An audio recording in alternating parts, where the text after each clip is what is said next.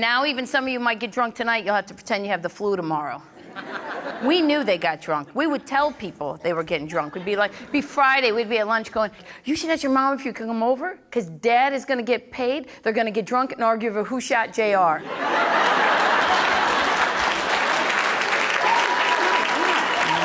Saturday mornings were crazy.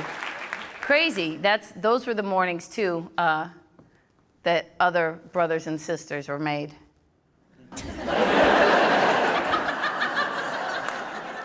I mean, I don't know for sure. My one brother does. Because he walked in.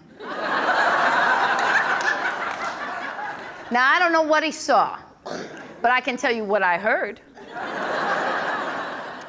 He went to rat on me. Because in the old days, remember when there was only one TV in the house, so it was a brawl to figure out who was gonna watch what they wanted to watch when the parents weren't around. It was all-out battle war. And I don't wanna brag, but I'm a good crotch puncher. I have a certain set of skills, and a knuckle to the nads is like a taser. And I was always able to watch Shazam or ISIS when I wanted to. So he went to tell on me, and this is what I heard. I heard him pound on the door, and he must have pounded so hard that the door opened, right? And I heard my mother go, ah! And then I heard my father go, get the hell out of here! And then I heard my brother go, get off my mommy!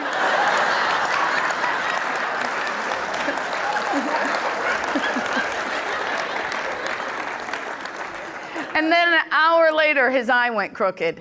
Like it was like, I have seen enough. It's my brother cockeye. It's hard to have siblings when you grow up and your family gets big. Why is it on the holidays we always have to go to the person's house who does the best? Why can't we go to the one who does the worst? Why can't we go to Dudu's house? Okay? His girlfriend has lawn chairs with duct tape. Wouldn't matter if we messed those up. I got a cousin who's a hoarder. We could all go to her house. She would never know. If a tornado hit her house, it would just put stuff away. I mean, choppers would be flying over. There's horrible and utter devastation, except for this one house. It's amazing. I saw Larry King on TV talking about how he cheated on his wife. Did you even know Larry King was still alive? I saw him on TV. I just thought it was like Weekend at Bernie's. How you doing?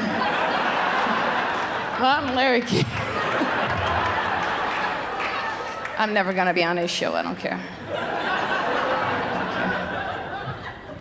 He cheated on his 7th wife. 7th! I'm sure it was all her fault. She's 36 years younger than him, okay? She was a former beauty queen. And you know that that young girl married that old man because she loves him. Please, right? Like, you know that's ridiculous. No one has ever been sexually attracted to the eagle from the Muppets, okay? Can we be honest? That's ridiculous. I'm supposed to believe that.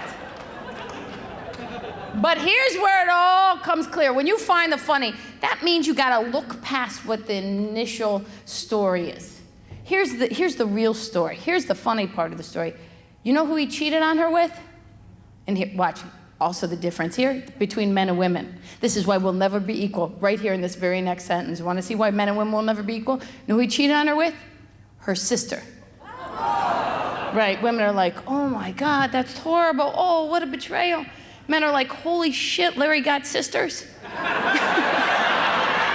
They'd like to say it, some of it are say it in their heads because they're afraid of you, because they're afraid you're gonna punch them in the dick while they sleep. Because that's what women do. We can only be cool for so long. We wait like 3 weeks later after you piss us off because we still want to seem like we're cool. Wake up in the middle of the night, remember the stupid shit you said, and punch you in the dick. And then pretend we're having a nightmare. Jason was chasing me. Oh my God, Jason was chasing me. You should hold me. That whole thing opened up because the Larry King, I got to tell you, I was thinking about that Larry King thing, and he cheated on her with her sister. Now, when you find the funny, you have to understand that was just a plot to kill him. Right? Because she took him back after he cheated on her with her sister. So you know that was really just her saying to her sister, listen, if you really need a new car and a vacation, I got a plan. Because she thought that her sister could give him a heart attack and then she could get a better house. And she took him back. That's how I know it was a plot to kill him, because no woman would take a man back who cheated on her with her very own sister. That was a plot to kill him, because she was tired of having sex with that old man. That young 36-year-old beauty queen was tired of having sex with that old man. Having sex with Larry King would be like banging a bucket of chicken. It's all brittle and the bones break and the skin is falling off.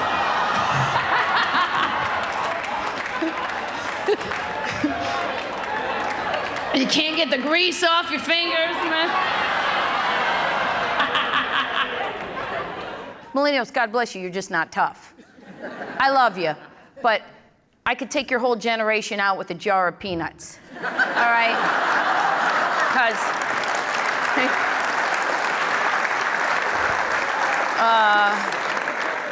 just not tough.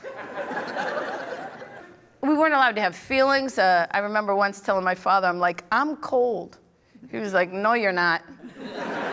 Okay, I guess I'm not. I don't know. We would do things like, you would have nicknames based on your flaws. I have a brother, To-Do. Yeah, because he used to play with a toilet paper roll all the time. You know, To-Do, To-Do, To-Do, To-Do, To-Do, To-Do, To-Do. We only let him play with that because he broke all our toys. Broke my Easy Bake Oven. You know what that is? Millennials, that's a little mini meth lab is what that is. Like, it would explode, you'd get third-degree burns. You grew up with things to do. When you're in the car going somewhere, you're on your cell phones, your iPhones, you're playing on the iPad, you're watching DVDs. We had nothing in the back seat of the car, nothing. We used to make up games specifically to hit each other, right? If a Volkswagen Beetle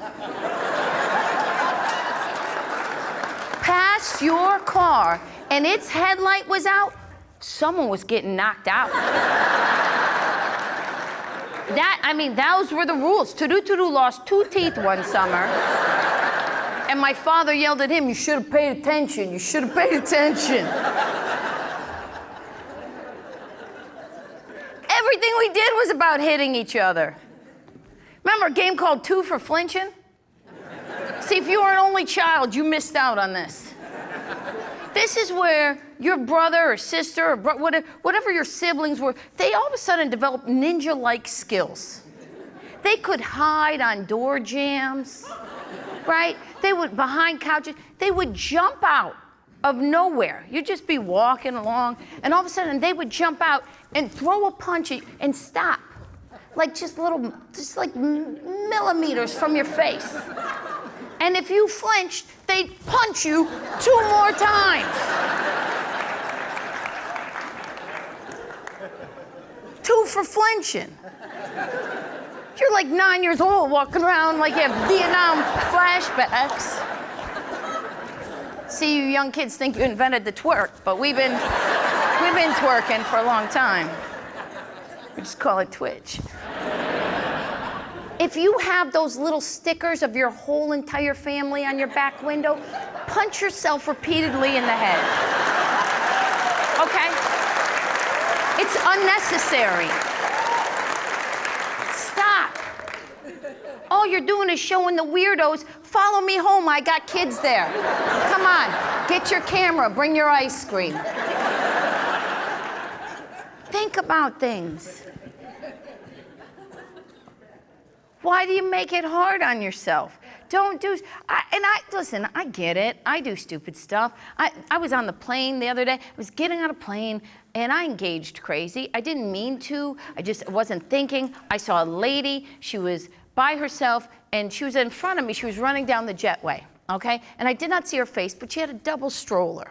And I thought, I'm gonna help her, because not only is she by herself with 2 kids, but I don't know if you folded a stroller in the past decade, but you need an engineering degree, okay? It's like origami or something. So I ran up and I'm like, hey, ma'am, can I? And just as I said that, I looked down, 2 dogs. Okay, listen, I've already explained to you, I got a dog, I love animals. I just wasn't prepared to see him in a ride, okay? Take it down a notch. I engage the crazy. As politely as possible, though, now, because, listen, I'm an expert at it. I was like, what the hell is going on? Because that's the best I have. You have to know who you are. She was like, she said, oh, that's my calming dog. Calming dog. That's a real thing. No, in all honesty, that's a real thing. Some people need that. They have seizure disorder, they have PTSD, they have 2 for flinching flashbacks. I don't know what it is. They need it. Okay. And I gotta be on a plane with you, whatever you need. But I'm the dummy, because I went back in. And I was like, what about that dog?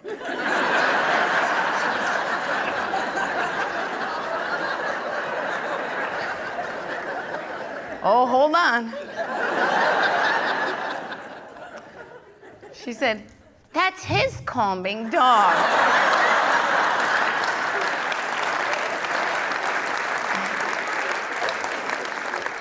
Do you know how crazy you have to be? That your calming dog needs a calming dog? That the dog whose sole purpose in life it is to take you down a notch goes, this broad is crazy, I need backup. You shouldn't be allowed to walk out amongst the rest of us.